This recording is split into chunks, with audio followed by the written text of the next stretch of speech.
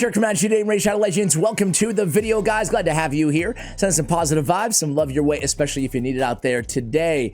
Today, we're going to take another look at Rathalos Blademaster. I had like my initial impressions video that I put out right away after I got my hands on him. But one area that we didn't talk about is probably, well, arguably the best area to use this dude, right? Yeah, to me, he's all about Hydra, and he's all about Demon Lord, and he can absolutely smack. So here I am today on the free-to-play account, the end game free-to-play account, I would say, of my thumbnail artist, Mr. Henry White. I will make you pay one day. Thank you, Henrique, for allowing me to go ahead and spotlight your clan boss team, starring the one and only Rathalos Blademaster. Just if you're curious, because I was, what an endgame free-to-play account actually looks like, he's cleared the hard versions of every dungeon except for Fire Knight. So Fire Knight, he's on stage 6.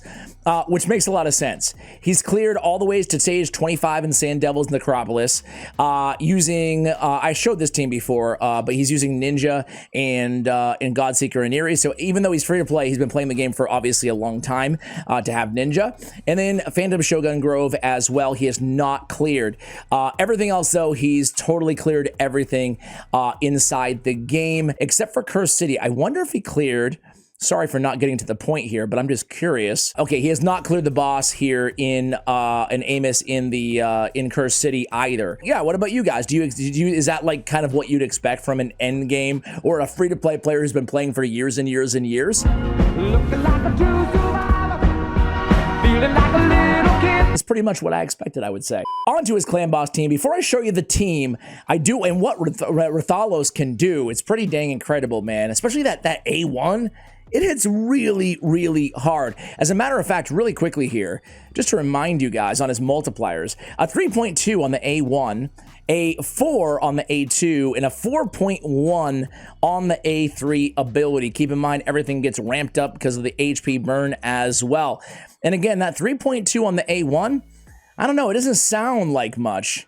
But boy, it can, that for me is the one thing I wasn't expecting on this champion. It's like, dang, man, that smacks millions of damage it can put out on Hydra specifically. We'll see what he can do today in Demon Lord. So here he is. He's in a speed-tuned build. I'll show you the entire team and the speeds if you want to go ahead and try to make it at home as well. Or you can consult deadwoodjedi.com and try to make a team featuring Rathalos on your own. He has lethal in perception on him, right? Keep in mind, though, on the A1, we don't need the... if it's a boss, it cannot be resisted anyway, so we don't need any accuracy to land that decreased defense on the A1. He has attack. I'm sure just min-maxing his attack, right? Attack on the ring, crit damage on the... he's got the crit damage. He's got the crit damage ascension. I just want to fully upgrade it, but he needs to clear. He needs to work on that Sand Devil. Really? Or excuse me, the Shogun's Grove. Attack with more attack. Great max roll on the glyph there on the banner. He has attack percentage, I'm guessing. By that, yes. Attack percentage on the boots. Attack percentage on the chest. And crit damage with some attack percentage on the gauntlets. So I'm assuming the perception gear is on because of the speed and because these stats are really good for getting the most damage out of this champion, right? So his total stats are going to be 6,000, a little over 6,000 on the attack, 174 on the speed, 95% crit rate, 277 on the crit damage. So definitely can pack a punch in this build. On masteries, he went down, he picked up a Life Drinker, Bring It Down, Methodical War Master. The defense tree as well ended with Retribution. Let me push over so you guys can go ahead and take a look at those masteries. If you're curious, I'm totally happy with these masteries, especially for clan boss as well. All right, guys, let's go ahead and move it along to the actual team, to the actual squad. By the way, guys, I mentioned this before, but again, going to the free-to-play thing, right? I know where this is going. Look at the offers that this dude gets. First of all, okay, that's not a good offer at all. Okay, right here, you get some nasty offers if you never spend money in this game. Where is it? The Warrior Circle, here it is. So for 11.99 euro, we can get 4 of these, 1 of these.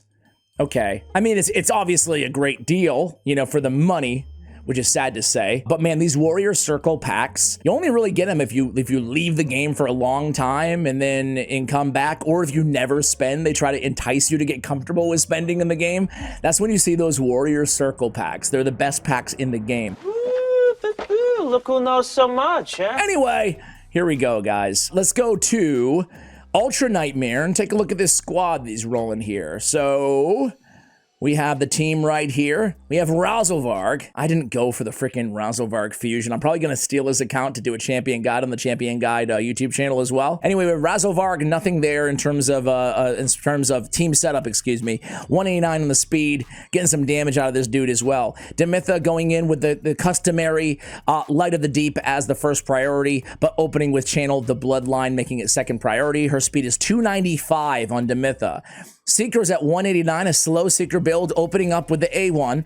And then we have Rathalos just coming in here at 174 speed and not doing anything in terms of the team setup. And then Brogni, he's opening with the Cavern's Grasp ability. He's at 190 speed as well, trying to get some damage on him also. Let's go ahead and run the team. Make sure that I click off quick battle. That would be a travesty. And let's go ahead and take a look at the team. It's full auto, which I absolutely love. I don't need to do anything.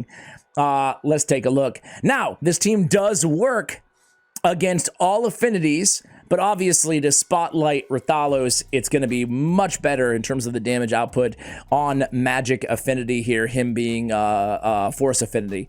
So let's see what he can do here with the A1. He just did it, and I was barely even looking there.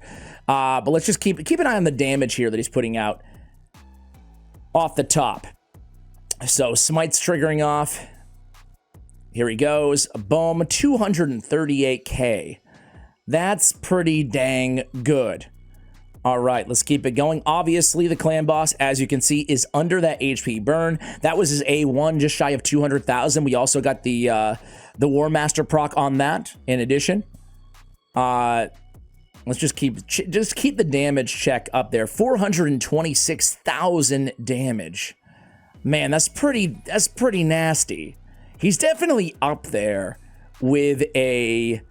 What do you guys think? I think he's up there with a Fushan, Jintoro, those type of champions, right?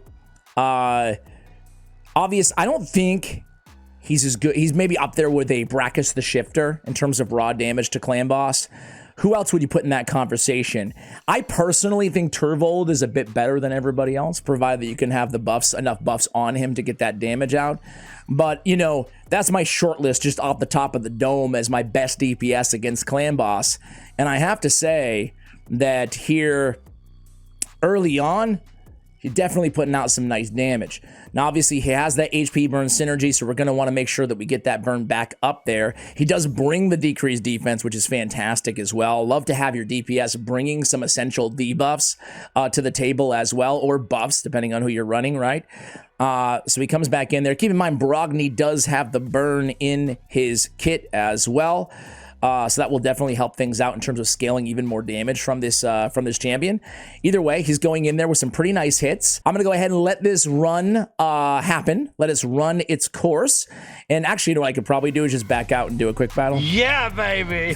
Probably do that. Pretend that we saw the whole run. Probably do one of those moves. Overall, I think that this guy absolutely smacks against the clan boss. As I said at the top of the video, I personally think that clan boss, both clan bosses are the best kind of use case for this champ because they're longer battles, right? You can scale that damage up, take advantage of his kit. What about you guys? Are any of you guys using him right now on your clan boss teams? If so, let me know what type of team that you're running featuring Rathalos. I would love to explore some more teams with him possibly in the future as well. So I'll come back to you guys. We can do a full damage check. So be right back. All right, guys. So here we go. Rathalos Blademaster coming in with 26 million damage. Not too bad at all there. And again, I think we could probably scale that up even more if we had the burn applied a little bit more often. Razelvarg, though, really stealing the show a bit with a 35 milli on Razelvarg. My God. I mean, like I said, I don't have the bunny on my account, so this is my first kind of experience checking out that damage, and that is pretty insane as well.